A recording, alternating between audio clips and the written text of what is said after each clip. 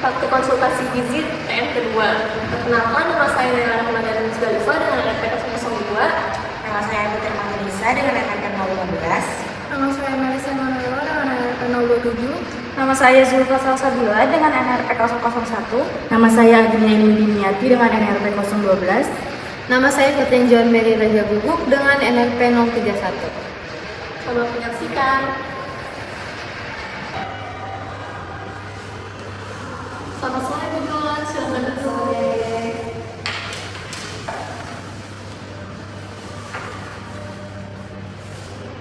Perkenalkan, saya Naila sebagai ahli gizi yang akan membantu Ibu. Terima kasih ya Bu telah meluangkan waktu di tengah kesibukan Ibu hari ini. Ya, kebetulan hari ini kerjaan saya di kantor itu cepat selesai, jadi saya bisa sempetin datang ke sini. Saya senang bahwa Ibu bisa menyempatkan datang ke sini. Saya lihat dari catatan dokter bahwa hasil kolesterol Ibu itu cukup tinggi ya Bu.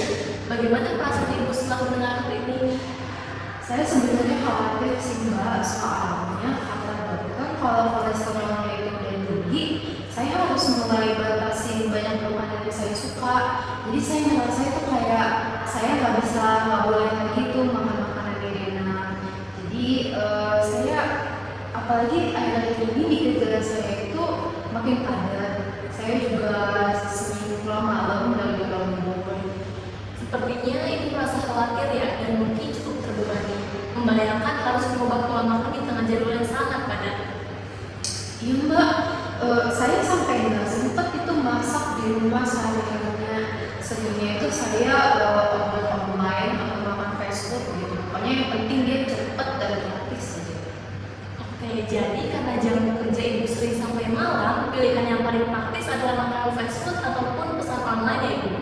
Ya Mbak, jujur saya juga sampai Mbak karena sering pulang malam itu. Rasanya kayak udah nggak ada tenaga lagi buat masak. Jadi makan itu yang penting kenyang aja. Makanya saya juga nggak yakin saya bisa ngikutin diet sehat ini.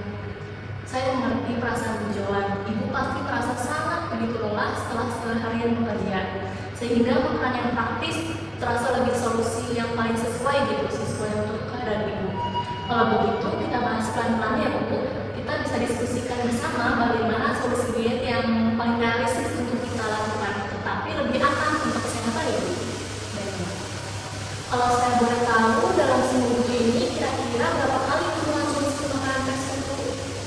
Mungkin ada 6 sampai 7 kali gitu saya makan fast food. Saya mau sukanya itu makanan yang bergizi kayak gorengan.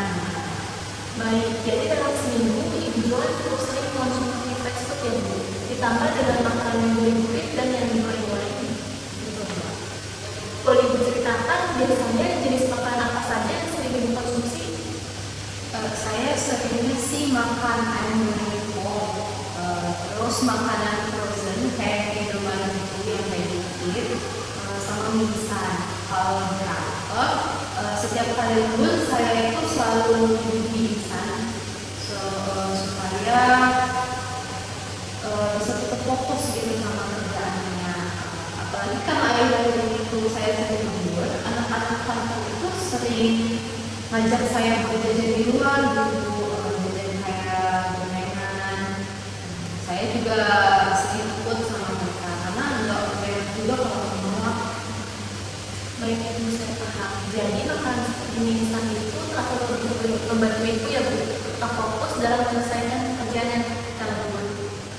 Ditambah dengan lingkungan kantor dan kebiasaan lembur, Ibu jadi lebih sering memilih makanan fast food. Iya. Bu Joan, saya bisa memahami situasi Ibu. Di satu sisi, konsumsi makanan instan itu terasa mudah untuk Ibu. Di sisi lain, menolak ajakan teman itu tentu tidak mudah. Dari beberapa makanan yang Ibu sebutkan tadi, sebagian besar makanan tersebut merupakan makanan yang tinggi lemak jenuh dan bisa mengaruhi kolesterol Ibu, di mana makanan tersebut kebanyakan digoreng dengan minyak yang banyak. Jika dikonsumsi terlalu sering, makanan tersebut nanti bisa mempengaruhi kadar kolesterol Ibu. Kalau Ibu berkenan, boleh saya coba tunjukkan dengan ilustrasi makanan. Seperti yang kita lihat Ibu, ini merupakan sama-sama ilustrasi olahan ikan, namun dengan cara pengolahannya yang berbeda. Yang atas ini ikan tenggiri goreng dan yang bawah ini ikan tenggiri kuah. Terus sama-sama terlihat enak bukan Bu? Nah, walaupun sama-sama terlihat enak, di sini kandungan lemaknya itu cukup tinggi ya Bu untuk ikan tenggiri goreng. Dari situ bukan berarti itu tidak boleh makan enak sama sekali ya Bu. Kita hanya perlu mengatur frekuensinya supaya lebih aman untuk kolesterol Ibu. Gimana ya Mbak? Tapi saya tuh susah kalau sehari itu nggak makan makanan yang praktis gitu. Saya mengerti Ibu, perubahan memang tidak mudah, terlebih kalau memang makanan praktis tersebut merupakan suatu kebiasaan Ibu. Tidak harus langsung dihilangkan untuk kebiasaan tersebut. Kalau boleh tahu dari semua kebiasaan makan tadi, bagian mana yang menurut Ibu paling bisa memungkinkan untuk kita ubah sedikit?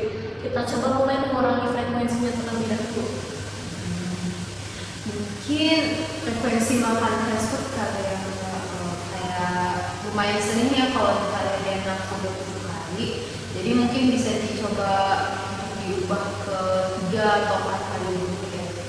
Yap, itu merupakan langkah awal yang sangat baik Ibu. Mengurangi hampir setengahnya sudah merupakan perubahan besar. Bagaimana dengan konsumsi mie instan satu pun Ibu? Menurut Ibu, apakah ada kemungkinan untuk menguranginya atau menggantinya beberapa kali dalam seminggu? Kalau langsung di stop sih kayaknya bakal berat Mbak. Cuman saya bakal coba usahain supaya setiap kali makan itu nggak selalu makan yang bisa. Baik Ibu, jadi untuk saat ini Ibu belum siap ya untuk menghentikan sepenuhnya. Tapi Ibu bersedia untuk mengurangi frekuensinya terlebih dahulu. Itu sangat bagus Ibu. Jika Ibu berkenan, nanti saya bantu berikan beberapa makanan praktis yang tetap enak tapi lebih ramah untuk kolesterol supaya Ibu tetap punya pilihan saat lembur. Boleh banget Mbak. Dari saya kayaknya segitu dulu. Mungkin ya saya juga merasa kayaknya untuk 2 hal tersebut itu saya masih sama.